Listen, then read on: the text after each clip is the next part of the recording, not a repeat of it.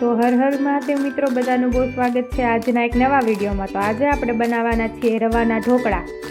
તો હવે રવાના ઢોકળા બનાવવા માટે મેં અહીંયા લીધો છે રવો, દહીં લીધું છે, ખારો લીધો છે અને મીઠું લીધું છે। તો હવે આપણે રવાના ઢોકળા બનાવીએ।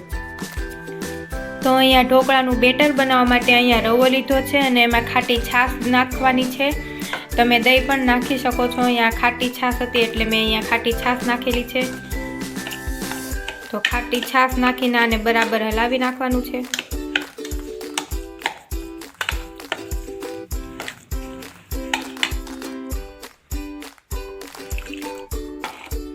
બધી નાખ તો અહીંયા ખાટી છાશ નાખીને અહીંયા 10 થી 15 મિનિટ સુધી ઢાંકીને રાખવાનું છે।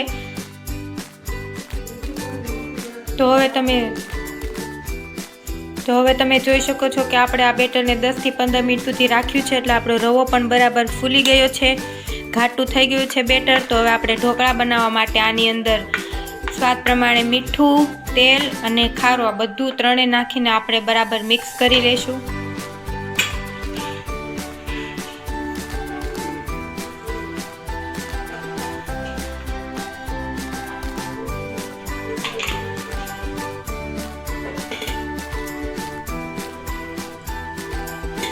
બસ આ બધું નાખીને આપણે બરાબર મિક્સ કરી લઈએ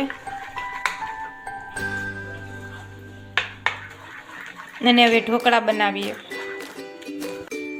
તો હવે ઢોકળા બનાવવા માટે મેં અહીંયા એક થાળી લીધી છે અને એમાં આપણે તેલ લગાવી લઈએ, જેથી આની નીચે ઢોકળા ચોટી ના જાય।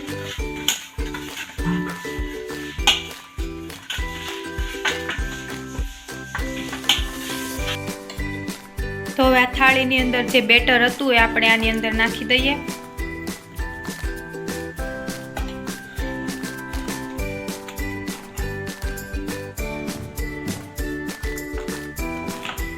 તો હવે અહીંયા બેટર નાખી દીધું છે। તો હવે આપણે આને બાફવા માટે મૂકી દઈએ। તો હવે આની અંદર આપણે બાફવા મૂકી દીધા છે અને 15 થી 20 મિનિટ સુધી આને બફાવા દઈએ। તો હવે આપણા ઢોકળા બરાબર બફાઈ ગયા છે। તો હવે આપણે આને વઘારી લઈએ। તો અહીંયા ઢોકળાનો વઘાર કરવા માટે અહીંયા તેલ મૂકી દીધું છે, તેલ પણ બરાબર ગરમ થઈ ગયું છે। તો હવે રાઈ, જીરું અને મીઠા લીમડાના પાન નાખીને આપણે આનો વઘાર કરી લઈએ।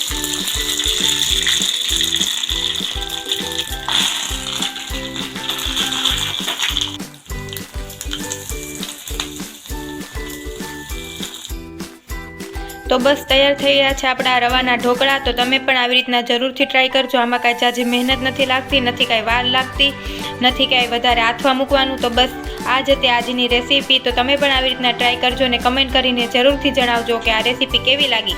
તો વિડીયો સારો લાગ્યો હોય તો વિડીયોને લાઇક કરી દેજો, શેર કરી દેજો, કમેન્ટ કરી દેજો અને સબસ્ક્રાઈબ કરવાનું ભૂલતા નહીં। અને મળીએ એક નવા વિડીયોમાં।